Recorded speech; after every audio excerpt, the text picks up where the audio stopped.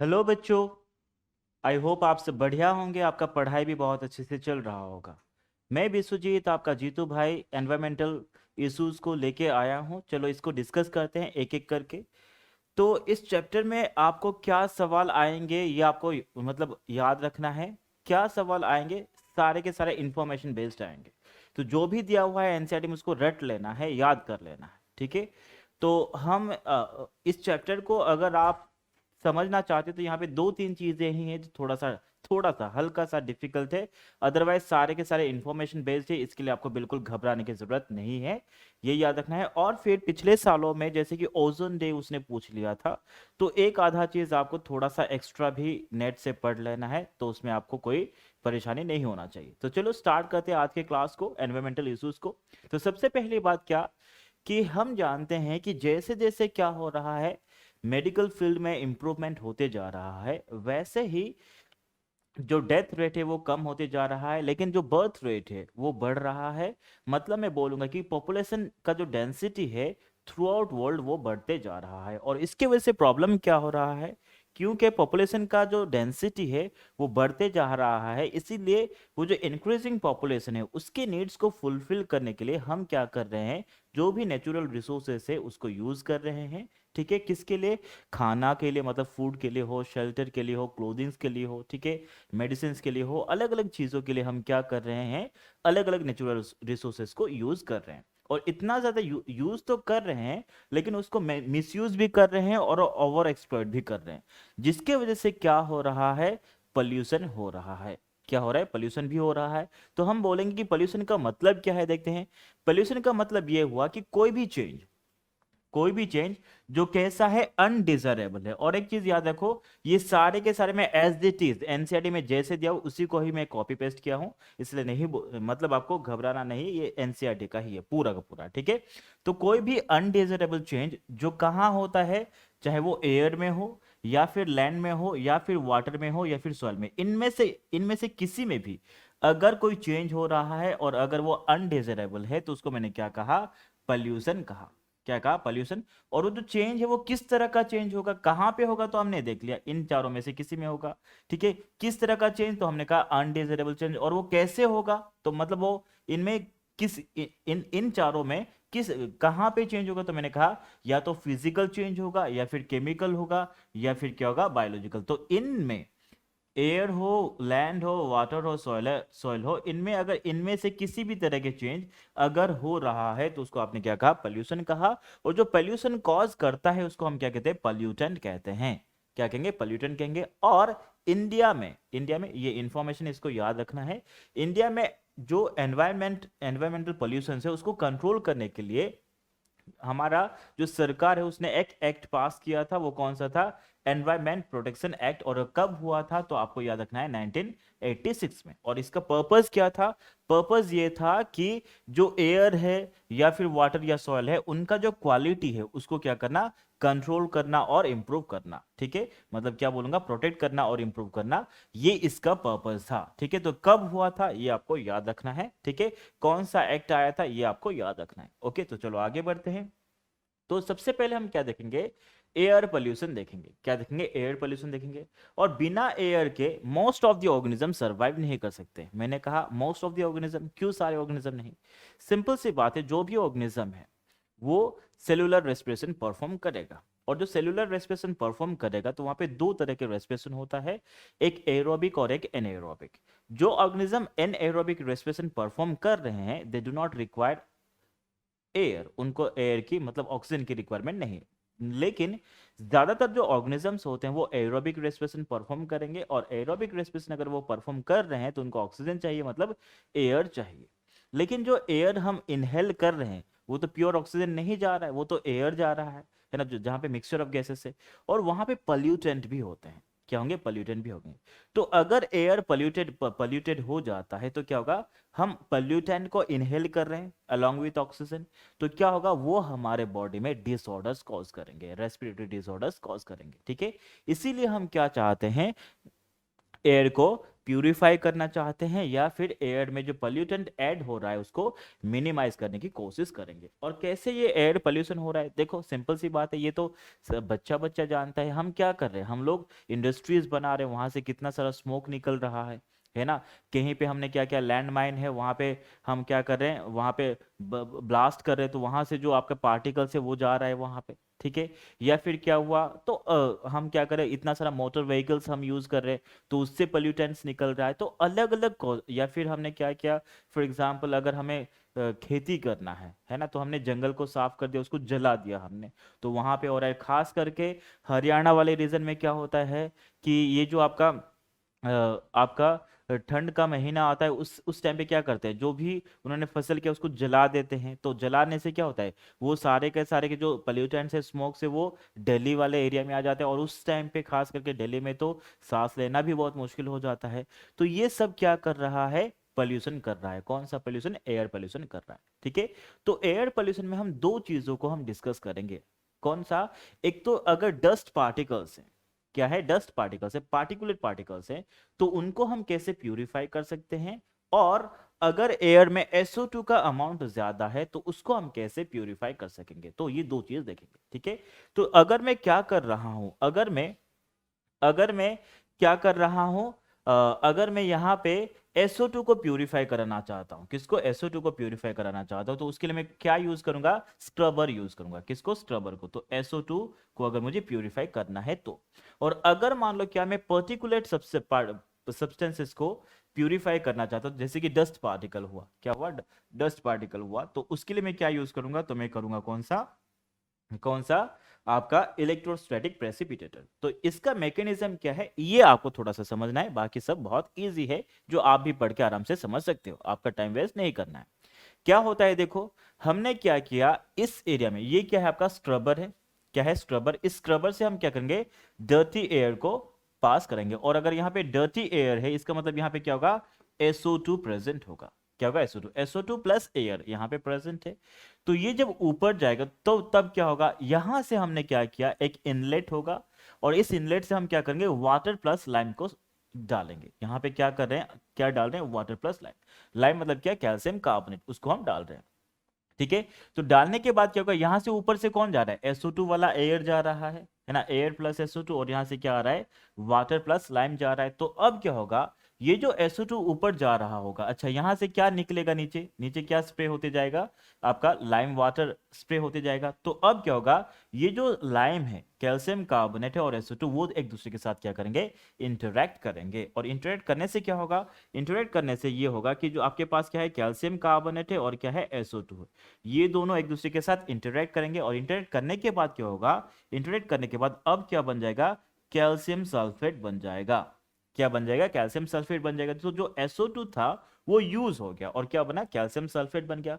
और जो calcium sulphate होगा वो नीचे यहाँ पे क्या होगा, सेटल डाउन धीरे धीरे हो जाएगा। तो सल्फर वाला पार्ट ऊपर गया, क्या नहीं गया। तो कौन जाएगा, आपका प्यूरिफाइड एयर यहां से जाएगा, क्लीन एयर जाएगा। तो क्या किया हमने, हमने जो SO2 ऊपर जा रहा था उसको हमने क्या किया, नीचे बिठा दिया। कैसे बिठाया, सेटल डाउन कराया, हमने कैल्शियम सल्फेट बना के। कैल्शियम सल्फेट कैसे बनाया, हमने लाइम यहाँ पे डाल दिया। तो यहाँ पे जो लाइम हमने डाला है और जो SO2 है वो एक दूसरे के साथ इंटरेक्ट करेंगे, और फिर वो सेटल डाउन हो जाएगा। तो यहाँ पे जो एयर गया वो कौन सा गया, क्लीन एयर गया। SO2 को हम प्यूरिफाई करने की क्यों जरूरत है, क्योंकि अगर SO2 होगा तो वो क्या करेगा, अल्टीमेटली सल्फ्यूरिक एसिड भी बना सकता है, और उससे क्या होगा, एसिड रेन हो सकता है। दूसरी बात क्या, एसिड रेन के वजह से पता है आपको कि जो हमारा ताजमहल है, ताजमहल येलो कलर का होने लगा, जिसको हम स्टोन लेप्रेसी भी बोलते हैं, ठीक है। तो ये जो है वो किसके वजह से हुआ, SO2 के वजह से हुआ। और यहाँ पे क्या है, जो हमारा उस आसपास वाले एरिया में जो है वहां पे ऑयल फैक्ट्रीज हैं, और उससे क्या हुआ, काफी ज्यादा SO2 का रिलीज हुआ, और इसके वजह से जो ताजमहल का जो मार्बल है वो क्या हुआ, वो येलो कलर होना स्टार्ट हो गया, ठीक है। तो ये आपको याद रखना है। दूसरी बात क्या, दूसरी बात आप क्या करते हो, इलेक्ट्रोस्टैटिक प्रेसिपिटेटर यूज करते हो, किसके लिए, टू सेपरेट और purify the air from with dust. Dust अगर है तो उसको करेंगे। तो कैसे होगा देखेंगे, बहुत सिंपल है।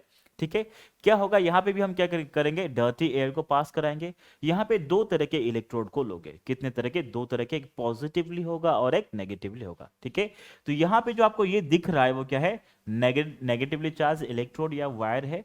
और यहाँ पे जो आपको ऐसे दिख रहा है ये क्या है, पॉजिटिवली चार्ज इलेक्ट्रोड है। ठीक है, या फिर वायर है। अब क्या होगा देखो, इस वायर को यहां, इसको मैंने क्या कहा, इसको मैंने कहा कलेक्शन प्लेट भी कहा। क्या कहा, कलेक्शन प्लेट भी कहा। अब क्या होगा देखो, यहां से जब हमने एयर को पास कराया तो उस पास कराते वक्त हम क्या करेंगे, इस ये जो वायर है इसमें हम क्या करेंगे, करंट पास कराएंगे। और करंट पास कराने से क्या होगा, ये मान लो वो वायर है या फिर ये मान लो वो वायर है, इससे हमने क्या कराया, करंट पास कराया। और करंट पास कराने से क्या होगा, इसके चारों तरफ कोरोना बन जाएगा। क्या बनेगा, कोरोना, जो जिसमें क्या होगा, काफी ज्यादा इलेक्ट्रॉन्स होंगे। क्या होंगे, इलेक्ट्रॉन्स होंगे। ये वायर है, हमने इससे क्या कराया, हमने इलेक्ट्रिसिटी पास कराया। और पास कराने से क्या हुआ, इसके चारों तरफ इलेक्ट्रॉन काफी ज्यादा अमाउंट में बन गया, जिसको कोरोना कहा। और यहां से मान लो मैं क्या कर रहा हूं, डर्टी एयर को, जिसमें डस्ट है, उसको मैं पास करा रहा हूं। तो जब वो पास करेगा तो क्या होगा, इस आसपास वाले एरिया में जो इलेक्ट्रॉन है वो इलेक्ट्रॉन किस में चिपक जाएगा, मतलब उसको कौन एक्सेप्ट कर लेगा, ये डस्ट पार्टिकल एक्सेप्ट कर लेंगे। तो जैसे ही ये डस्ट पार्टिकल ऐसे जाएगा तो इसमें जो इलेक्ट्रॉन थे वो वहां चले गए। तो क्या होगा, dust particle will become negatively charged. और वो नेगेटिवली चार्ज्ड हो गए। तो हमारा पर्पस क्या था इसको रखने के लिए, ताकि जो डस्ट पार्टिकल है उसको क्या कर सके, नेगेटिवली चार्ज कर सके। उसके बाद क्या होगा, ये डस्ट पार्टिकल क्या होगा, ये जो आपको आपका डॉट डॉट दिख रहा है वो क्या है, डस्ट पार्टिकल्स है। क्या है, dust particles which are now negatively charged. तो वो क्या होंगे, अब वो ऐसे आगे बढ़ेंगे। जब वो ऐसे आगे बढ़ेंगे तो क्या होगा, ये जो आपका क्या है, इलेक्ट्रोड है या फिर आपका वायर है, वो कैसा है, पॉजिटिवली चार्ज्ड है। और क्योंकि ये पॉजिटिवली चार्ज्ड है और ये जो डस्ट है वो नेगेटिवली चार्ज्ड है, तो ऑटोमेटिकली क्या होगा, ये नेगेटिवली चार्ज्ड डस्ट पार्टिकल अपने आप ही यहाँ पे कलेक्ट हो जाएगा, जाके अट्रैक्ट हो जाएगा। लेकिन यहाँ पे एक इंपॉर्टेंट पॉइंट क्या है, ये है कि आप कितने स्पीड में एयर को पास करा रहे हो, ये बहुत मैटर करेगा। अगर आप बहुत तेजी से एयर को ब्लो कराओगे तो क्या होगा, ये पॉजिटिवली चार्ज होने के बावजूद क्या होगा, चांसेस ये होगा कि जो डस्ट पार्टिकल है वो आगे बढ़ जाए। इसीलिए आप क्या करते हो, उसको आप क्या करोगे, इसको आप इसकी स्पीड को मेंटेन करके रखोगे, कंट्रोल करोगे। अगर बहुत स्लो करोगे तब भी प्रॉब्लम है, बहुत तेजी से करोगे तब भी प्रॉब्लम है। तो ये आपको याद रखना है। ठीक है, तो ये याद रखना है। तो यहाँ पे क्या पूछेगा कि जो आपका क्या है, यहाँ पे हमने क्या किया, कोरोना कौन बना रहा है, नेगेटिवली चार्ज वायर बना रहा है। और जो कलेक्शन प्लेट है वो कैसे होगा, पॉजिटिवली चार्ज होगा। तो हमने क्या किया, हमने SO2 को भी प्यूरिफाई कर दिया और डस्ट को भी प्यूरिफाई कर दिया। ठीक है, तो ये कुछ बेसिक चीजें हैं जिसको आपको याद रखना है, यही कुछ चीजें था। ठीक है, उसके बाद क्या है, उसके बाद केस स्टडीज हैं। क्या है, केस स्टडीज है, जो दिया हुआ है कि इंडिया में कब है ना, यहाँ पे ये जो एक्ट है, air prevention and control of pollution act, इसके बारे में बताया है। ये सब आप पढ़ लेना, इसमें कोई प्रॉब्लम नहीं है। ठीक है, अब लेकिन एक चीज मैं बता देना चाहता हूँ, क्या, कि जो एनसीईआरटी कहा है, जो ऑटोमोबाइल से जो गाड़ियां हैं उसमें हम जब हम रन करा रहे हैं तो वहां से काफी ज्यादा क्या हो रहा है, पॉल्यूटेंट रिलीज हो रहा है और वो डायरेक्टली एटमॉस्फेयर में जाके मिल रहा है। और उसकी वजह से काफी ज्यादा लोगों को परेशानियां हो रही है, डिजीजेस हो रहा है। खास करके जो ट्रैफिक पुलिस होते हैं उनको तो काफी ज्यादा प्रॉब्लम होता है। और ये ज्यादा कहाँ पे होता है, मेट्रोपॉलिटन सिटीज में ये काफी ज्यादा होता है। ठीक है, तो इसीलिए हम क्या करते हैं, इसीलिए हम लोग क्या करते हैं, जो व्हीकल्स उसको प्रॉपरली मेंटेन करने की कोशिश करते हैं। और वहां पे हम जो क्या करेंगे, पेट्रोल यूज करेंगे या फिर डीजल यूज करेंगे, उसको हम कैसे करेंगे, लेड फ्री वाला यूज करेंगे। किसको यूज करेंगे, लेड फ्री पेट्रोल या फिर डीजल यूज करेंगे। ठीक है, और इसको यूज करने से क्या फायदा होगा, फायदा ये होगा कि उनका बर्न होने से जो पॉल्यूटेंट रिलीज होगा वो क्या होगा, कम होगा, मतलब रेड्यूस होगा। क्या होगा, कम रिलीज होगा। ठीक है, अब उसके बाद और क्या है, हम जो गाड़ियां हैं उसमें कैटालिटिक कन्वर्टर्स भी यूज कर सकते हैं। क्या करेंगे, कैटालिटिक कन्वर्टर्स भी यूज करेंगे। लेकिन कैटालिटिक कन्वर्टर जो होता है वो काफी एक्सपेंसिव होता है। और वहां पे कौन कौन से एलिमेंट्स को यूज करेंगे, कौन कौन से मेटल्स को यूज करेंगे, ये सवाल आपको आता है। कैटालिटिक कन्वर्टर में कौन कौन से यूज करेंगे, हम करेंगे प्लैटिनम को यूज करेंगे, पैलेडियम को यूज करेंगे और किसको, रोडियम को। तो ये 3 नाम आपको याद रखना जरूरी है।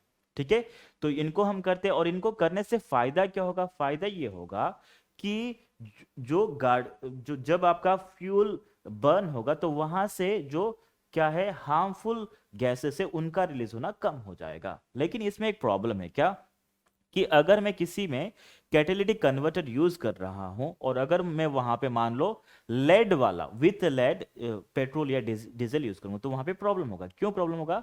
क्योंकि जो लेड होगा वो कैटेलिटिक कन्वर्टर को इनएक्टिवेट कर देगा। क्या कर देगा? इनएक्टिवेट कर देगा। इसीलिए जब भी हम क्या करेंगे, कैटेलिटिक कन्वर्टर कंटेनिंग व्हीकल्स को यूज कर रहे हैं तो वहां पे हमें ये ध्यान रखना है कि जो पेट्रोल या डीजल यूज कर रहे हैं that must be lead free, क्योंकि लेड अगर होगा तो कैटेलिटिक कन्वर्टर को ही वो इनएक्टिवेट कर देगा। और वही चीज यहां पे लिखा है क्या, क्या लिखा है कि हाँ क्या लिखा है, देखो क्या लिखा है, जो लेड होता है वो क्या करेगा, जो पेट्रोल या डीजल में जो जो लेड होगा वो क्या करेगा, कैटेलिटिक कन्वर्टर को क्या कर देगा, इनएक्टिवेट कर देगा। क्या कर देगा? इनएक्टिवेट कर देगा। ठीक है, तो ये है।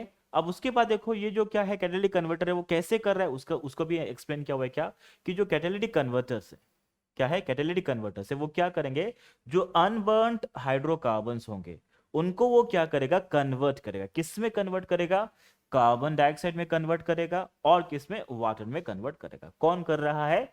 Catalytic converter. और वो क्या करेगा, ये अच्छा ये जो वाटर और कार्बन क्या है, कार्बन डाइऑक्साइड है, वो कहां से बन रहा है? अनबर्न्ड हाइड्रोकार्बन से बन रहा है। तो फिर दूसरे भी तो रिलीज होते हैं, तो क्या है, आपके पोल्यूटेंट्स रिलीज होते हैं, जैसे कौन सा आपका कार्बन मोनोऑक्साइड और नाइट्रिक ऑक्साइड, तो उनको भी वो क्या करेगा, कन्वर्ट करेगा। तो मैं क्या बोलूंगा, जो कार्बन मोनोऑक्साइड है, क्या है, कार्बन मोनोऑक्साइड है, वो किस में कन्वर्ट हो जाता है, कार्बन डाइऑक्साइड में कन्वर्ट हो जाएगा। और जो नाइट्रिक ऑक्साइड है वो किस में कन्वर्ट होगा, नाइट्रोजन गैसेस में कन्वर्ट होगा। कौन कर रहा है? तो आपने कहा कैटालिटिक कन्वर्टर्स। कौन? Catalytic converters. तो ये था आपका एयर पोल्यूशन के बारे में। और एक चीज क्या है, देखो आपने देखा होगा कि जब हम, एक सेकेंड प्लीज,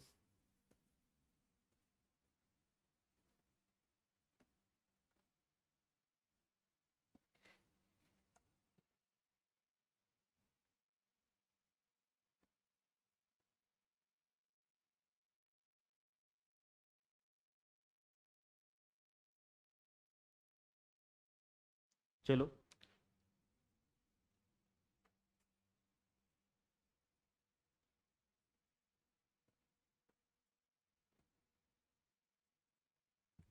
आपने देखा होगा कि जो जब आप हॉस्पिटल होके जाते हो तो वहां पे क्या लिखा है, लिखा होता है कि आपको नॉइज नहीं करना है, हॉर्न को ब्लो नहीं करना है, ऐसे लिखा होता है। क्यों? क्योंकि नॉइज खुद क्या है, एक पोल्यूटेंट है।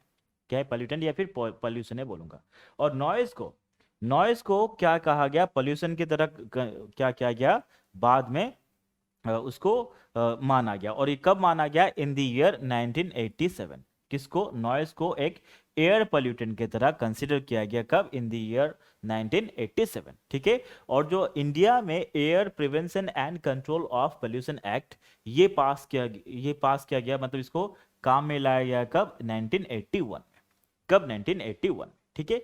तो ये आपको कुछ याद रखना है, कुछ बेसिक चीज है जिसको याद रखना है। ठीक है, तो चलो आगे बढ़ते हैं।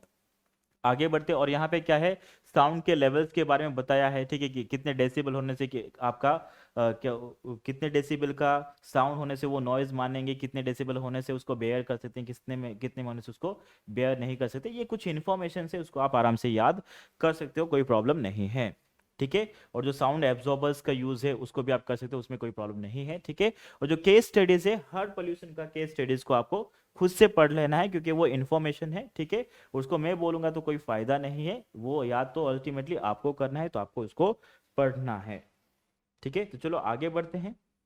ठीक है, आगे बढ़ते हैं। अब हम क्या देखेंगे, अब हम देखेंगे किसके बारे में, ये सब भी याद रखना है आपको, ये सब भी याद रखना है। ठीक है। अब उसके बाद क्या देखेंगे, वाटर पोल्यूशन देखेंगे। क्या देखेंगे? Water pollution. ठीक। अब देखो, बिना वाटर के कोई ऑर्गेनिज्म सरवाइव नहीं करेगा। हर ऑर्गेनिज्म को क्या चाहिए? वाटर चाहिए ही चाहिए, क्योंकि हर ऑर्गेनिज्म में क्या होता है, सेल होता है, और सेल में जो प्रोटोप्लाज्म है that is living substance and that contains water, है ना। और इनफैक्ट हम ये कहते हैं कि water acts as a medium for metabolic reactions, और बिना मेटाबॉलिक रिएक्शंस के कोई ऑर्गेनिज्म सर्वाइव नहीं कर सकता है। ठीक है। तो इसलिए वाटर तो बहुत जरूरी है। लेकिन वाटर को हम क्या कर रहे हैं, मिसयूज कर रहे हैं और उसको पल्यूट भी कर रहे हैं। क्या करें, पल्यूट भी करें। हम क्या करते हैं, हम मान लो कोई है, जैसे कि आप कहीं पे जाओगे तो क्या होगा, कोई कुछ खाया उसके बाद उसने फेंक दिया, सारा चीज फेंक दिया, कहीं पे भी फेंक दिया, बारिश का पानी आया तो वो पानी क्या किया, वो सारा पॉल्यूटेंट को क्या किया, बहा के नदी में लेके चला गया, ठीक है, तो वो क्या हो गया, पॉल्यूटेड हो गया। या फिर घर पे जो गंदा कचरा होता है वो भी क्या होता है, पानी में, पानी से बह के चले जाता है। या फिर जो हॉस्पिटल्स हैं, है ना, तो हॉस्पिटल्स में जो डिसइंफेक्टेंट्स होते हैं या फिर जो भी हैं, वो सब क्या होता है, पानी में बह के कहाँ चला जाता है, वाटर बॉडी में चले जाता है, ठीक है, आसपास जो समुंदर है या फिर नदी है वहां पे बह के चले जाता है। तो उससे क्या होगा, या फिर आपका जो खेत है, उस खेत में जो आपने पेस्टिसाइड यूज किया है, इंसेक्टिसाइड यूज किया है, वो सब के सब क्या होंगे, उस पानी के साथ बह के नियर बाई वाटर बॉडी में चले जाता है, और उससे वो पानी क्या हो जाएगा, पॉल्यूटेड हो जाएगा। और पॉल्यूटेड होने से क्या होगा, उस वाटर बॉडी में जो क्या प्रेजेंट है, उस वाटर बॉडी में जो आपका एक्वाटिक ऑर्गेनिजम्स है, चाहे वो प्लांट हो या फिर एनिमल्स, वो अफेक्टेड होते हैं, क्या होंगे, अफेक्टेड होंगे, ठीक है। तो ये कुछ क्या है आपका वाटर पोल्यूशन के बारे में है, देखते हैं यहाँ पे। और इंडिया में water prevention and control of pollution act पास किया गया था, कब, इन द ईयर 1974, ताकि किया जा सके, जो वाटर रिसोर्सेस है उसको किया जा सके, सेफ गार्ड किया जा सके। तो ये कुछ था, इसको आपको याद रखना है। फिर आगे बढ़ते हैं, यहाँ पे जो क्या है आपका इम्प्यूरिटीज है, क्या है, इम्प्यूरिटीज है, वो वाटर पोल्यूशन जब होता है, ठीक है, तो वहां पे जो इम्प्यूरिटीज होगा तो उसके बारे में दिया हुआ है, और यहाँ पे क्या क्या होगा ये आपको याद रखना है, ठीक है। तो ये बेसिकली है क्या, ये आपका क्या है, आपका वेस्ट वाटर है, ये क्या है, वेस्ट वाटर है। और वेस्ट वाटर में वाटर कितना होता है, 99.9% होता है, और 0.1% ही क्या होगा, इंप्यूरिटीज होगा, और 0.1% इंप्यूरिटीज भी काफी ज्यादा होता है। तो ये वैल्यूज याद रखना है, कितना इंप्यूरिटीज होगा, तो आपने कहा 0.1%, कितना, 0.1%, ठीक है। सॉरी बच्चों, यहाँ पे ये फिट ही नहीं हो रहा है, ये बड़ा है, तो कोई प्रॉब्लम नहीं है, ठीक है। और इस इंप्यूरिटीज में क्या क्या होगा ये आपको याद रखना है, ये जरूरी है। फिर उसके बाद एक डायग्राम आता है, उसको मैं यहाँ पे बताता हूँ, इसको मैं यहाँ पे बताता हूँ, ठीक है। अब देखो, घर से जो सीवेज निकलता है उसमें क्या होगा, ऑर्गेनिक मैटर होगा, क्या होगा, काफी ज्यादा ऑर्गेनिक मैटर होगा। तो यहाँ पे कंसेप्ट आता है जिसको मैं क्या कहता हूँ, बीओडी, क्या बोलूंगा, बीओडी बोल, ठीक है। अब बीओडी का मतलब क्या है और इसमें क्या होता है, इसको थोड़ा सा देख लेंगे, ठीक है, देख लेंगे, और इसको थोड़ा सा ध्यान से देखना है, ठीक है। यहाँ पे देखो, पूरा बीओडी के बारे में लिखा हुआ है, इसके बारे में, बीओडी के बारे में लिखा हुआ है, ठीक है। तो बीओडी है क्या, देखते हैं। बीओडी का मतलब क्या है, मान लो आपने क्या किया, 1 लीटर पानी लिया, क्या लिया, 1 लीटर पानी लिया, ठीक है। उस 1 लीटर पानी में इंप्यूरिटीज है, और मान लो वो जो इंप्यूरिटीज है, जो पॉल्यूटेंट है, और मान लो वो पॉल्यूटेंट क्या है, सपोज ऑर्गेनिक मैटर है, क्या है, organic matter, dead organic matter है। और डेड ऑर्गेनिक मैटर है मतलब क्या है, डेट्राइटस है, क्या है, डेट्राइटस है। तो आप क्या करना चाहते हो, ये डेड ऑर्गेनिक मैटर होने की वजह से वो वाटर कैसा है, इम्प्योर है, वो पॉल्यूटेड है, तो उस वाटर को आप यूज नहीं कर सकते हो, अगर करोगे तो आपको डिजीजेस होगा, है ना, डिजीज होगा। कौन कौन सा डिजीज होगा इसके बारे में लिखा हुआ है, ठीक है, एनसीईआरटी ने, उसको भी आपको याद रखना है, ठीक है। तो ये जो ऑर्गेनिक मैटर उसको आपको क्या करना है, उसको ब्रेक डाउन कराना है, क्या कराना है, ब्रेक डाउन कराना है। तो हम ब्रेक डाउन करेंगे क्या, नहीं करेंगे, हम तो नहीं कर पाएंगे, कौन करेगा, माइक्रोब्स करेंगे, जो डिकम्पोज होंगे, जो सेप्रोफाइट्स होंगे। तो यहाँ पे क्या होगा, सेप्रोफाइट्स आएंगे। तो सेप्रोफाइट को मतलब माइक्रोब को डाल दिया, डालने के बाद क्या हुआ, वो इसको डिकम्पोज करेंगे, क्या करेंगे, डिकम्पोज करेंगे, कौन करेंगे, माइक्रोब करेंगे, ठीक है। तो माइक्रोब जब डिकम्पोज करेंगे तो उस टाइम पे वो उनको ग्रो करना है ना, और उसको क्या चाहिए, ऑक्सीजन चाहिए। तो यहाँ पे क्या चाहिए होगा, ऑक्सीजन चाहिए होगा, क्या चाहिए होगा, ऑक्सीजन चाहिए होगा। तो मैं क्या बोल रहा हूं, पानी में पानी में जो ऑर्गेनिक मैटर होता है उसको डिकम्पोज कौन करता है, माइक्रोब्स करते हैं, और माइक्रोब्स को क्या चाहिए, ऑक्सीजन चाहिए, क्या चाहिए, ऑक्सीजन चाहिए, ठीक है। तो अगर मान लो 1 लीटर पानी में जितना ऑर्गेनिक मैटर है उसको माइक्रोब से डिकम्पोज कराने के लिए जितना ऑक्सीजन हम रिक्वायर करते हैं उसको मैं क्या कहता हूं, बीओडी, बायोकेमिकल ऑक्सीजन डिमांड।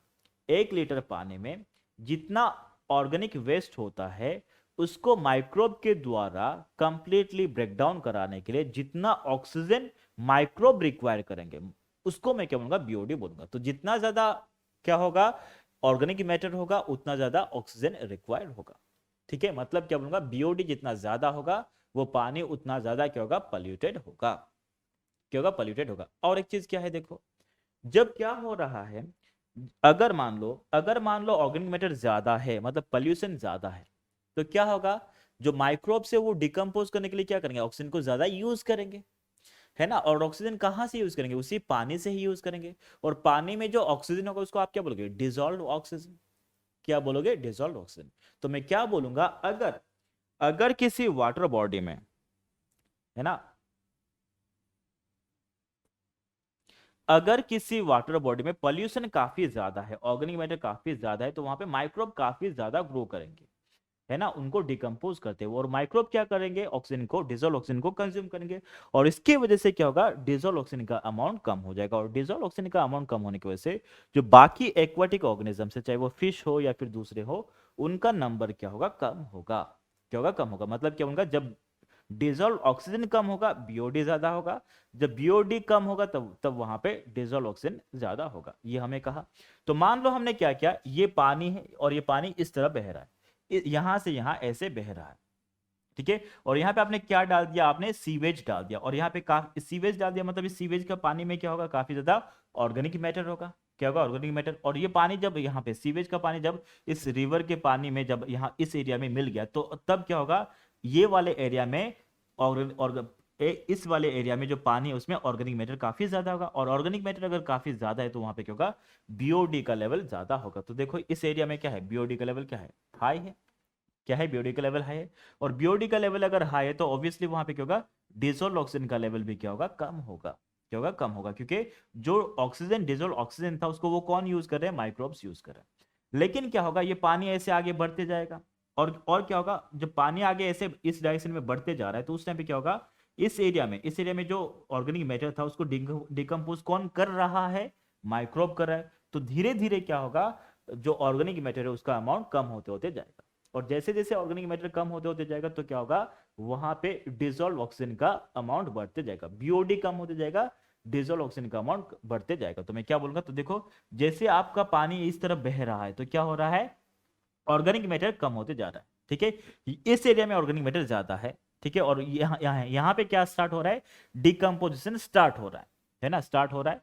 तो इसलिए यहाँ पे ज्यादा क्या होगा, और यहाँ पे क्योंकि ज्यादा अमाउंट में ऑर्गेनिक मैटर है इसलिए क्या होगा, ज्यादा ऑक्सीजन यूज होगा, है ना। तो क्या होगा, डीओ का लेवल कम हो जाएगा लेकिन बीओडी क्या होगा, ज्यादा होगा। और जैसे पानी आगे बढ़ते जा रहा है तो क्या हो रहा है, पानी में जो ऑर्गेनिक मैटर है वो कम होते जा रहा है। और कम होते जाने की वजह से जो माइक्रोब्स है वो कम ऑक्सीजन को यूज करेंगे। और कम ऑक्सीजन को यूज करने की वजह से क्या होगा, डिजोल्व ऑक्सीजन का लेवल धीरे धीरे ऐसे यहाँ पे राइज होते जा रहा है। और बीओडी का लेवल क्या होते जाएगा, कम होते जाएगा। तो ये हमने देखा। तो मतलब क्या है, इनिशियल स्टेज में जब आपने सीवेज को डाला तो वहां पे बीओडी क्या है, तो यहाँ पे बीओडी का लेवल क्या है, हाई है। और डिजोल्व ऑक्सीजन का लेवल क्या है, कम है। लेकिन जब आगे बढ़ोगे तो आगे जैसे बढ़ोगे तो वहां पे क्या होगा, डिजोल्व ऑक्सीजन का लेवल क्या है, डिजोल्व ऑक्सीजन का लेवल यहाँ पे हाई है और बीओडी का लेवल क्या है, कम है, ठीक है। और एक चीज क्या देखो, अगर इस वाले एरिया में डिजोल्व ऑक्सीजन का लेवल कम है तो यहाँ पे एक्वाटिक एनिमल्स जैसे फिश वो ज्यादा ग्रो करेंगे क्या, नहीं करेंगे। तो यहाँ पे क्या होगा,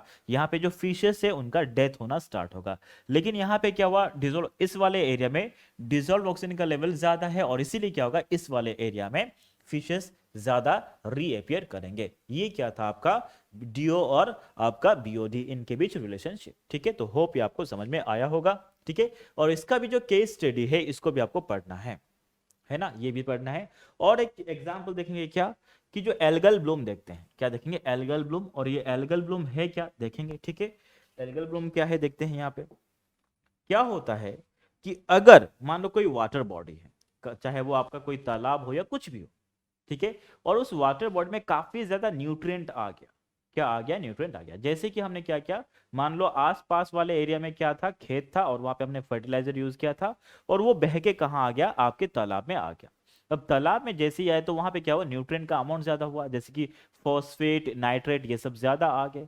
और उनको कौन यूज करता है, ऑर्गेनिजम्स यूज करते हैं, खास करके कौन सा, आपके एल्गी यूज करते हैं, ठीक है।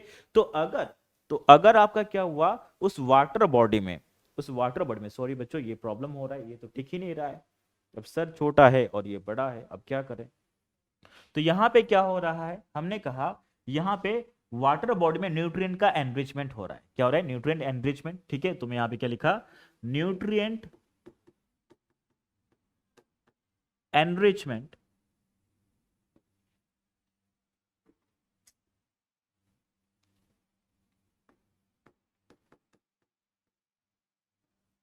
इन वाटर बॉडी, है ना। और उसको आप क्या बोलते हो, यूट्रोफिकेशन कहते हो। उसको आप क्या कहते हो, यूट्रोफिकेशन कहते हो। क्या कहोगे, यूट्रोफिकेशन कहोगे। तो अगर न्यूट्रिएंट एनरिचमेंट होता है तो उससे क्या होगा, उससे क्या होगा, उसमें वाटर बॉडी में क्या हो रहा है, न्यूट्रिएंट का अमाउंट ज्यादा होगा, और न्यूट्रिएंट का अमाउंट ज्यादा होने की वजह से वहां पे एल्गी का ग्रोथ काफी ज्यादा होगा। किसका ग्रोथ ज्यादा होगा, एल्गी का ग्रोथ काफी ज्यादा होगा। तो यहाँ पे क्या होगा, एल्गी का ग्रोथ ज्यादा होगा, है ना। और एल्गी का ग्रोथ जब होता है, काफी ज्यादा अमाउंट में होता है, उसको हम क्या कहते हैं, एल्गल ब्लूम कहते हैं। क्या कहेंगे, एल्गल ब्लूम कहेंगे, ठीक है। और एल्गल ब्लूम में होता क्या है, एल्गी का काफी ज्यादा ग्रोथ होगा।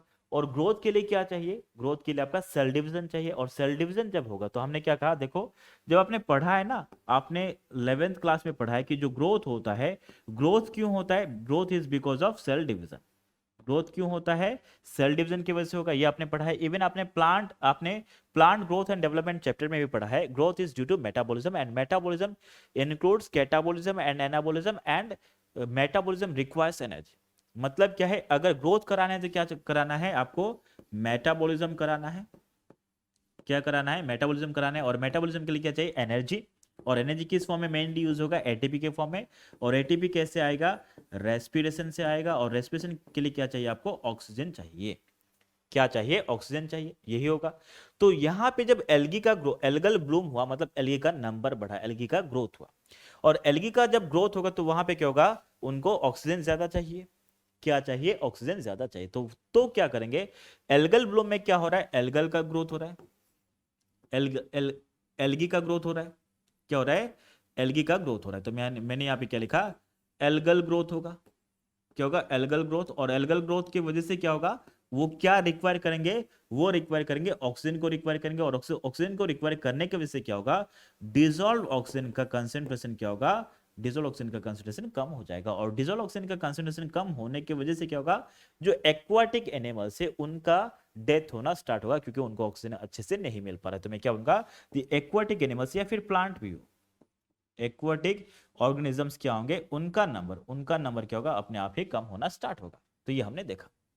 तो ये एल्गल ब्लूम ऐसे होता है, ठीक है। और आप देखते हो ना, किसी तालाब में क्या होता है, काफी ज्यादा ग्रीन ग्रीन कलर का ऊपर होता है, तो वो बेसिकली है क्या, एल्गल ब्लूम है। क्या है, एल्गल ब्लूम है, ठीक है। और ये जो एल्गल ब्लूम है, ठीक है, इतना ठीक है। आगे देखते हैं, ये देख रहे हो, ये क्या है, एल्गल ब्लूम है। देख रहे हो आप, ग्रीन ग्रीन दिख रहा है, तो ये बेसिकली है क्या, एल्गी है। क्या है, एल्गी है, ठीक है। तो एल्गल ब्लूम में कौन सा एल्गी आएगा, तो आप ये कर सकते हो, एल्गल ब्लूम में आपका ब्लू ग्रीन एल्गी आ जाता है। कौन आएगा, ब्लू ग्रीन एल्गी रिस्पॉन्सिबल होगा, ठीक है। तो उसके एग्जाम्पल याद नहीं रखने से भी चल जाएगा, लेकिन कौन करेगा, ब्लू ग्रीन एल्गी करेगा, ये आपको याद रखना है, ठीक है। उसके बाद और एक क्या है, कि जब हम क्या करते हैं, जब हम हॉस्पिटल से, किससे, हॉस्पिटल से या फिर किसी दूसरे एरिया से, है ना। यहाँ पे कुछ एग्जाम्पल दिया हुआ है ना, पानी से कौन कौन सा डिजीज होगा, मैंने बोला था, है ना, कौन सा, डिसेंट्री होता है, फिर और क्या होता है, टाइफाइड होगा, जॉन्डिस होगा, कोलेरा होगा। ये एग्जाम्पल आपको पूछेगा, ये एग्जाम्पल आपको पूछेगा, ये आपको याद रखना है, ठीक है। फिर आगे देखते हैं, बायोमैग्निफिकेशन देखेंगे। क्या देखेंगे, बायोमैग्निफिकेशन। अब बायोमैग्निफिकेशन का मतलब क्या है, बायोमैग्निफिकेशन का मतलब होता है कोई भी टॉक्सिक केमिकल का एक्यूमुलेशन या फिर कंसेंट्रेशन जब लोअर ट्रॉफिक लेवल से हाई ट्रॉफिक लेवल की तरफ मूव करने से बढ़ जाता है, उसको हम क्या कहते हैं, बायोमैग्निफिकेशन। क्या कहेंगे, बायोमैग्निफिकेशन। और भी किसका होगा, उस तरह के केमिकल्स का होगा, उस तरह के सब्सटेंसेस का होगा जिनका क्या है, जिनका बायोडिग्रेडेशन नहीं होता है ना। मतलब उनका मेटाबॉलिज्म होके ऑर्गेनिज्म के अंदर वो यूज नहीं हो पाता है, उसका होगा, ठीक है। तो एग्जाम्पल देख लेते हैं कि, और ये कहां पे होता है, एक्वाटिक फूड चेन में होगा। कहां पे, एक्वाटिक फूड चेन में होगा, ठीक है। तो कैसे देखते हैं यहाँ पे, तो बायोमैग्निफिकेशन देखते हैं क्या हो रहा है। यहाँ पे एक डीडीटी का एग्जांपल लेके देख रहे हैं, और मैं रिपीट कर रहा हूँ, बायोमैग्निफिकेशन किसका होगा, उस केमिकल का होगा जो ऑर्गेनिज्म खुद खुद उसके अंदर मेटाबोलाइज नहीं कर पाएगा, मतलब उसको ब्रेक डाउन नहीं कर पाएगा, उसका होगा। और दो एग्जांपल आपको याद रखना है बायोमैग्निफिकेशन में, कौन कौन सा, एक तो डीडीटी और एक मर्क्यूरी। ठीक है। और ये कहाँ हो रहा है, एक्वाटिक फूड चेन में हो रहा है। कहाँ पे, एक्वाटिक फूड चेन में। ठीक है, तो देखते हैं कैसे होगा। ठीक, तो देखो यहाँ पे जो वाटर है, वाटर में डीडीटी का कंपोनेंट कितना है, कंसेंट्रेशन कितना है, 0.003 ppb, पार्ट्स पर बिलियन में है।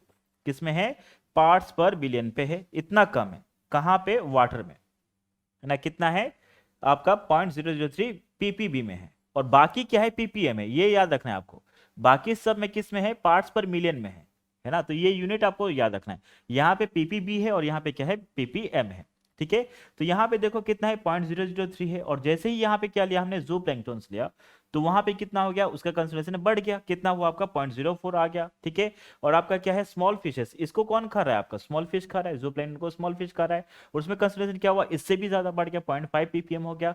और इसको कौन खा रहा है, आपका लार्ज फिश खा रहा है, और उसमें कंसंट्रेशन क्या हुआ, और भी बढ़ गया, कितना हुआ, 2 ppm हो गया। और इस फिश को कौन खा रहा है, आपका फिश ईटिंग बर्ड्स, और वहां पे 25 हो गया। तो क्या देख रहे हो यहाँ पे, इस फूड चेन में क्या हो रहा है, जैसे लोअर ट्रॉफिक लेवल से हाई ट्रॉफिक लेवल की तरफ मूव कर रहे हो, तो वहां पे डीडीटी का कंसेंट्रेशन बढ़ रहा है। उसी को हम क्या कहते हैं, बायोमैग्निफिकेशन कहेंगे। किसी भी चीज का अगर कंसेंट्रेशन बढ़ते जाता है लोअर ट्रॉफिक लेवल से हाई ट्रॉफिक लेवल की तरफ मूव करते वक्त, उसको हम कहेंगे बायोमैग्निफिकेशन कहेंगे। ठीक है, और डीडीटी जो है उसका अगर कंसेंट्रेशन बढ़ेगा तो उससे क्या होगा, उसका ड्रॉबैक क्या है। देखो अल्टीमेटली जो सबसे हाई ट्रॉफिक लेवल पे है तो वो कौन है, बर्ड्स है, यहाँ पे जो फिश को ईट कर रहे हैं। तो उनका जो एग होगा, क्या होगा, एग होगा, उसका एग शेल क्या होगा, कमजोर हो जाएगा, वो थिन हो जाएगा। और थिन होने की वजह से क्या होगा, अगर वो अंडा देगी तो क्या होगा, वो अंडा फटने का चांस ज्यादा होगा, और फट जाएगा तो वो अंडा बेकार हुआ, मतलब क्या होगा, वेस्ट हो जाएगा वो। दूसरी बात क्या है कि जो अंडा है वो मैच्योर होने से पहले ही ब्रेक हो जाएगा, क्या होगा, मैच्योर होने से पहले ही ब्रेक हो जाएगा। और ये सब होने की वजह से क्या होगा, जो अंडा दे रहा है वो किसी काम का नहीं, और इसीलिए उसका स्पीसीज का नंबर, मतलब उसका जो इंडिविजुअल का नंबर क्या होगा, वो धीरे धीरे कम होते जाएगा। मतलब क्या होगा, वहां पे डिक्लाइन होगा, किसमें, उसके पॉपुलेशन में डिक्लाइनेशन होगा। तो ये आपको याद रखना है। ठीक है, तो ये था किसके बारे में, बायोमैग्निफिकेशन के बारे में। और किसका हो रहा है, तो आपने क्या देखा, डीडीटी का हो रहा है, या फिर किसका, आपका मर्क्यूरी का हो रहा है। यहाँ पे देखो, यहाँ पे एग्जाम्पल लिखा हुआ है, क्या लिखा है, एग्जाम्पल लिखा हुआ है। ठीक है, तो चलो आगे देखते हैं। ठीक है, अब उसके बाद हम क्या देखेंगे, उसके बाद वाटर को हम कैसे प्यूरिफाई करेंगे, उसका केस स्टडी हम नहीं देख रहे हैं, केस स्टडी आपको खुद से पढ़ना है। ठीक है, तो आगे बढ़ते हैं, आगे बढ़ेंगे, किसको, सॉलिड वेस्ट के बारे में पढ़ेंगे। किसके बारे में, सॉलिड वेस्ट के बारे में पढ़ेंगे। ठीक है, अब सॉलिड वेस्ट में होता क्या है, देखो हम लोग क्या करते हैं, जो भी सब्जियां है या फिर जो भी है उसको हम ऐसे ही फेंक देते हैं, या फिर घर से सॉलिड वेस्ट मिल रहा है, हॉस्पिटल से मिल रहा है, आपका इंडस्ट्री से मिल रहा है, अलग अलग जगह से क्या होगा, सॉलिड वेस्ट मिलेगा। और उनको हम नॉर्मली क्या करते हैं, या तो उनको जला देते हैं, या फिर क्या करते हैं, उनको हम थोड़ा सा जमीन खोद के उसमें हम उसको डाल देते हैं। ठीक है, लेकिन उसमें एक प्रॉब्लम है। अच्छा, अगर हम उनको क्या करेंगे, अगर हम उनको जलाएंगे तो क्या होगा, जो सॉलिड वेस्ट है उसका नंबर, अमाउंट तो कम हो जाएगा, लेकिन उससे प्रॉब्लम है। प्रॉब्लम क्या है कि उससे जो टॉक्सिक गैसेस रिलीज होगा वो एयर को और ज्यादा पोल्यूट करेगा, और एयर को और ज्यादा पोल्यूट करेगा, तो ये तो हमें करना ही नहीं है। ठीक है, दूसरी बात क्या, हम क्या कर सकते हैं, हम लोग उसको जमीन खोद के उसको वहां पे डाल के उसको वापस ढक सकते हैं। लेकिन उसमें प्रॉब्लम क्या है, प्रॉब्लम ये है कि जो वो जो टॉक्सिक, जो आपका क्या है, वेस्ट है, सॉलिड वेस्ट है, वहां से टॉक्सिक केमिकल्स आपके पानी में, जो आपके जमीन के अंदर जो पानी है उसके साथ मिल सकता है। ठीक है, और उससे क्या होगा, वो पानी कहीं ना कहीं पे जब हम क्या करेंगे, कुआं खोदेंगे या कुछ करेंगे, तो वो पानी आपके पास आ सकता है। मतलब वो उस पानी को पोल्यूट करेगा, और उस पानी को अगर पानी अगर पोल्यूट हुआ तो उसको जो कंज्यूम करेगा पानी को, वो उससे अफेक्टेड होगा। ठीक है, तो ये था किसके बारे में, सॉलिड वेस्ट के बारे में। किसके बारे में, सॉलिड वेस्ट। देखो यहाँ पे लिखा हुआ है, एक बार रीड कर देता हूँ, क्या, solid waste refer to everything that goes out of trash. Municipal solid waste are waste from homes, है ना, तो म्युनिसिपल वेस्ट में क्या क्या आ जाएगा, घर का वेस्ट आ जाएगा, है ना, ऑफिस का भी आ जाएगा। ठीक है, स्टोर्स का, स्कूल्स का, हॉस्पिटल्स का, ये सब आ जाएंगे किसमें, म्युनिसिपल सॉलिड वेस्ट में आ जाएगा। और उनको हम क्या करते हैं, उनको कौन डिस्पोज करता है, म्युनिसिपैलिटी करता है। ठीक है, और ये जो नॉर्मली है, ये जो आपका म्युनिसिपल सॉलिड वेस्ट है, उसमें नॉर्मली क्या होता है, आपका फूड वेस्ट होता है, प्लास्टिक होता है, ग्लास होता है, मेटल्स होता है, रबर, लेदर, टेक्सटाइल, आपका पेपर, ये सब होते हैं। ठीक है, और उनको अगर हम बर्न करते हैं, उनको अगर हम बर्न करेंगे तो क्या होगा, रेड्यूस तो हो जाएगा सॉलिड वेस्ट, लेकिन उससे क्या होगा, उससे ये होगा कि उससे टॉक्सिक गैसेस रिलीज होगा, ये बात है। और दूसरी बात क्या, वो कंप्लीटली बर्न भी होगा ऐसा नहीं है, ठीक है ना। तो क्या है आपका, कंप्लीटली बर्न होगा ऐसा भी जरूरी नहीं है, ठीक है। और वहां पे, और अगर हम उसको ऐसे ही ऊपर छोड़ दे रहे तो वहां पे क्या होगा, वहां पे आपका रैट्स जो है वो ज्यादा बढ़ जाएंगे, फ्लाइज ज्यादा बढ़ जाएंगे। दूसरा ऑप्शन क्या है बर्निंग के अलावा, सैनिटरी लैंडफिल्स। क्या है, सैनिटरी लैंडफिल्स है, तो इसके बारे में मैंने बताया, ठीक है। और ये क्या है आपका, इससे क्या होगा आपका, इसमें क्या करें हम लोग, डिप्रेशन या ट्रेंच बना रहे, मतलब गड्ढा बना रहे, और उसमें क्या करेंगे, जो हम क्या है सॉलिड वेस्ट है उसको हम रखेंगे और उसको कवर करेंगे, ऐसे कहा कहते हैं, ठीक है। और उसके बाद क्या है, लेकिन इसका डेंजर क्या है, डेंजर ये है कि सीपेज होगा, क्या होगा, सीपेज किसका, केमिकल्स का, टॉक्सिक का। और इससे क्या होगा, इससे जो उसके आसपास वाले जो वाटर वाटर होगा, जिसको हमने क्या कहा, अंडरग्राउंड वाटर बोलते हैं, मिट्टी के अंदर जो वाटर है उसमें क्या होगा, वो जाके मिल सकता है, ये हमने कहा, ठीक है। तो ये था आपका किसके बारे में, ये था आपका सॉलिड वेस्ट के बारे में। अब हम क्या देखेंगे, अब हम देखेंगे ई वेस्ट के बारे में, ठीक है ना। ई वेस्ट है बेसिकली है क्या, इलेक्ट्रॉनिक वेस्ट है। और इलेक्ट्रॉनिक वेस्ट का मतलब क्या है, देखो, जो भी आपके कंप्यूटर्स या फिर दूसरे इलेक्ट्रॉनिक गुड्स हैं जो कैसे हैं, इर्रिपेरेबल हैं, जिनको हम रिपेयर नहीं कर पाएंगे, उनको हमने किस में ले लिया, ई वेस्ट में ले लिया। क्या ले लिया, ई वेस्ट में ले लिया। और ई वेस्ट को नॉर्मली हम क्या करते हैं, लैंडफिल्स में या तो उनको बरी करते हैं या फिर इनसिनरेटेड करते हैं, ठीक है। और करीब करीब आधा जो आपका क्या है, ई वेस्ट पूरे वर्ल्ड में बनता है, कितना, करीब करीब आधा, और आधा तो नहीं बोलूंगा, ओवर हाफ, मतलब क्या है, आधा से भी ज्यादा जो ई वेस्ट बनता है वो किस में बनता है, कौन प्रोड्यूस कर रहा है, डेवलप्ड कंट्रीज बना रहा है। कौन सा, डेवलप्ड कंट्रीज बना रहे हैं। और डेवलप्ड कंट्रीज बनाने के बाद क्या होगा, बनाने के बाद क्या होगा, वो क्या होगा, डेवलपिंग कंट्रीज में जाता है, उसको डेवलपिंग कंट्रीज क्या करते हैं, इंपोर्ट करते हैं। और इंपोर्ट करने, डेवलपिंग कंट्रीज का एग्जांपल भी दिया हुआ, जैसे कि चाइना हुआ, इंडिया हुआ, पाकिस्तान हुआ, इनमें वो क्या करते हैं, ई वेस्ट को डेवलप्ड कंट्रीज से इंपोर्ट करते हैं। और इंपोर्ट क्यों करते हैं, ताकि उनमें जो कुछ मेटल्स है उनको हम रिसाइकल करके यूज कर सकते हैं, जैसे कि क्या हुआ, कॉपर हुआ, आयरन हुआ, सिलिकॉन हुआ, निकल हुआ या फिर गोल्ड हुआ, उनको हम क्या कर सकते हैं, रिकवर करके वापस यूज कर सकते हैं, ठीक है। अब देखो, जो क्या है इसमें एक प्रॉब्लम है, प्रॉब्लम क्या है, जो डेवलपिंग कंट्रीज है वो ई वेस्ट को रिसाइकल करने के लिए उतना अच्छे से टेक्निक डेवलप नहीं किए हैं। तो इससे क्या होगा, जो रिसाइकलिंग करते वक्त जो लोग इन्वॉल्व होंगे, जो भी वर्कर्स इन्वॉल्व होंगे, वो टॉक्सिक केमिकल से एक्सपोज होते हैं। लेकिन लेकिन क्या है, लेकिन जो आपका डेवलप्ड कंट्रीज है वहां पे अच्छे से डेवलप्ड है, कि रिसाइकल करना इनका अच्छे से डेवलप्ड है, ठीक है। तो ये कुछ था, इसको याद करना है, ठीक है। उसके बाद क्या है, केस स्टडी भी आपको क्या करना है, आपको पढ़ना है, खास करके अहमद खान के बारे में तो आपको याद रखना ही रखना है, ठीक है। और उन्होंने कहाँ पे क्या किया था, मतलब रास्ता बनाया था, है ना, और वो किसको यूज किए थे। और यहाँ पे एक टर्म आता है जिसको हम क्या कहते हैं, यहाँ पे क्या आएगा आपका, अच्छा, उन्होंने कितना कितना लंबा रास्ता उन्होंने बनाया था, ठीक है, ये आपको याद रखना है, ठीक है। तो ये सब आपको याद रखना है, ओके, आगे बढ़ते हैं। हाँ, यहाँ पे कौन सा टर्म याद रखना है, पॉलीब्लेंड टर्म याद रखना है, कौन सा, पॉलीब्लेंड टर्म याद रखना है। और ये पॉलीब्लेंड वाला आपको पूछेगा, है ना। और वो बेंगलोर में, कहाँ पे, बेंगलोर में रास्ता बनाए थे। और कितना रास्ता बनाए थे, तो आपको याद रखना है, मोर देन 40 किलोमीटर्स, कितना, मोर देन 40 किलोमीटर्स, किसको यूज करके, पॉलीब्लेंड को यूज करके, है ना। और वो कितना पैसा दे देते थे रैग पेकर्स को, है ना। तो ये भी आपको याद रखना है, ओके, आगे बढ़ते हैं। केस स्टडी आपको अल्टीमेटली आपको पढ़ना है। उसके बाद क्या है, एग्रोकेमिकल एंड देयर इफेक्ट्स, ठीक है ना। एग्रोकेमिकल देखो, जैसे ही ग्रीन रिवॉल्यूशन आया तो उस टाइम पे हमने क्या किया, काफी ज्यादा अमाउंट में जो यील्ड है, जो प्लांट प्रोडक्टिविटी है, उसको हमने बढ़ाया, क्रॉप प्रोडक्टिविटी हमने बढ़ाया। और बढ़ाया कैसे, हमने सेमी ड्वार्फ वेराइटीज को यूज किया, प्लस उसके साथ साथ हमने फर्टिलाइजर भी हमने यूज किया, फर्टिलाइजर यूज किया, केमिकल फर्टिलाइजर यूज किया। उसके साथ साथ हमने पेस्टिसाइड्स यूज किया, इंसेक्टिसाइड यूज किया। और ये सब जब हम काफी ज्यादा अमाउंट में यूज करेंगे तो फर्क का प्रॉब्लम क्या होगा, अगर मैं पेस्टिसाइड या इंसेक्टिसाइड में यूज करूंगा तो वहां पे क्या होगा, मान लो कोई इंसेक्टिसाइड यूज कर रहा हो तो वो इंसेक्ट को किल करेगा। और वो क्या करेगा, जो इंसेक्ट हमारे क्रॉप को खा रहा है तो उसको तो मारेगा ही मारेगा, लेकिन उसके साथ साथ जो हार्मलेस इंसेक्ट है उसको भी वो किल कर देगा, तो वहां पे बायोडाइवर्सिटी कम हो जाएगा, है ना, और उससे प्रॉब्लम है, ठीक है।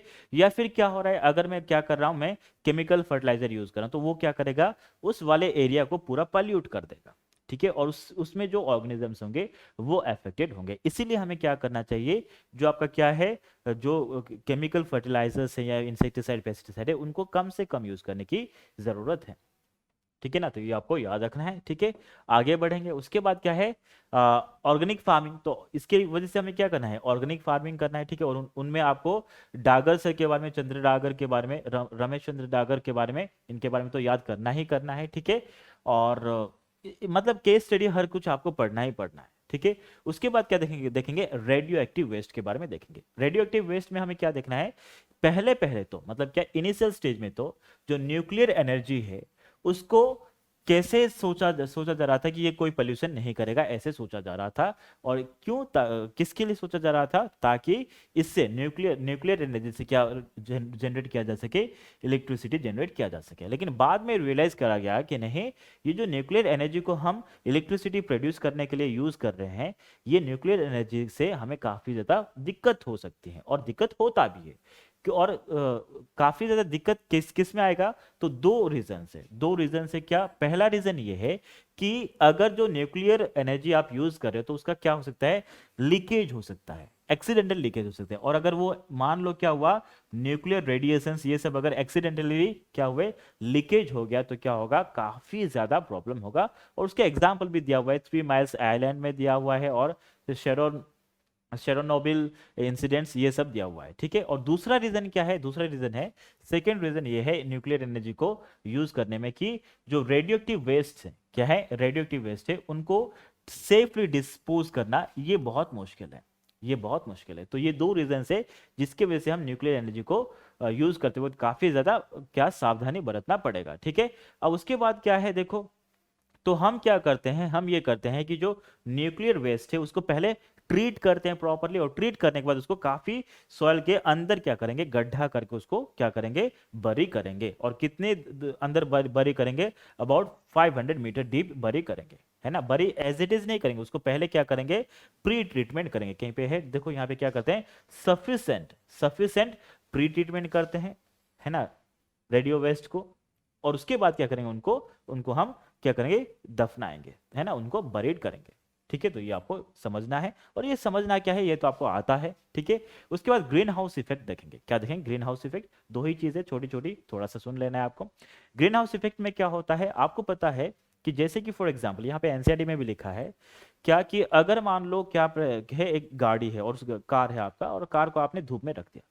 जैसे ही धूप में रख दोगे तो क्या होगा, कुछ देर के बाद अगर उस गाड़ी के अंदर आप बैठोगे तो आप बैठ नहीं पाओगे, वहां पे टेम्परेचर इतना ज्यादा हाई हो जाता है। क्यों होता है, क्योंकि उस आपके गाड़ी के जो ग्लासेस है, उस ग्लास होके तो क्या चला गया, आपका लाइट चला गया, एनर्जी चला गया, लेकिन उससे एनर्जी बाहर नहीं जाएगा। तो यहाँ पे वही होगा, ठीक है। तो क्या होता है देखो, और ग्रीन हाउस इफेक्ट में बेसिकली हेल्थ होता है क्या है, उसको थोड़ा सा देखेंगे। मतलब ग्रीन हाउस इफेक्ट जब देख रहे हैं तो वहां पे हीटिंग इफेक्ट देखेंगे, क्या देखेंगे, हीटिंग इफेक्ट देखेंगे। कैसे होता है देखते हैं, ठीक है। तो क्या होता है कि जितना सनलाइट आता है, जितना सनलाइट हमारे पास आ रहा है, वो सारे के सारे सनलाइट हमारे अर्थ के पास नहीं आता है, अर्थ के पास बिल्कुल नहीं आएगा, ठीक है। क्या होता है, करीब करीब 1/4 पार्ट क्लाउड की वजह से क्या होगा, वो रिफ्लेक्ट हो जाएगा या फिर वो एब्जॉर्ब हो जाएगा। और कुछ पार्ट क्या होगा, इस एटमॉस्फेयर में जो क्या है आपके दूसरी चीजें हैं, जैसे कि डस्ट हो गया या फिर गैसेस हो गया, वो क्या करेंगे, रिफ्लेक्ट या एब्जॉर्ब कर देंगे। और आधा पार्ट के आसपास क्या होगा, आपका अर्थ में पहुंचेगा, क्या होगा, अर्थ में पहुंचेगा, ठीक है। और अर्थ में जितना पहुंचेगा, अर्थ में जो लाइट आपका पहुंचा वो अर्थ को क्या करेगा, हीट करेगा, क्या करेगा, हीट करेगा। और जितना लाइट आपके अर्थ के सरफेस में पहुंच रहा है, तो उसका भी क्या होगा, कुछ पार्ट आपका क्या होगा, रिफ्लेक्ट होके वापस चला जाएगा। और किस फॉर्म में जाएगा, इंफ्रारेड फॉर्म के, इंफ्रारेड रेडिएशन के फॉर्म में वापस जाएगा। और इंफ्रारेड रेडिएशन के फॉर्म में वो जो रिफ्लेक्ट होके अर्थ के सरफेस से जा रहा है, वो अगर वैसे ही चला जाता तो क्या होता, ये अर्थ पूरा ठंडा हो जाता। और अगर वो ठंडा हो जाता और माइनस में चला जाता टेम्परेचर, और इतने कम टेम्परेचर में इस अर्थ में तो ऑर्गेनिज्म सर्वाइव ही नहीं करते।